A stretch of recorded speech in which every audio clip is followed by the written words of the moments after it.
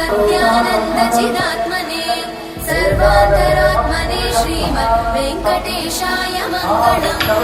स्वतः सर्वविदे सर्वशक्तये सर्वशेषिणे सुलभाय सुशीलाय वेङ्कटेशाय मङ्गलम् परस्मै ब्रह्मणे पूर्णकामाय परमात्मने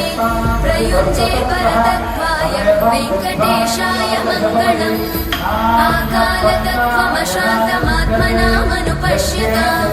अतृप्त्यमृतरूपाय वेङ्कटेशाय मङ्गलम्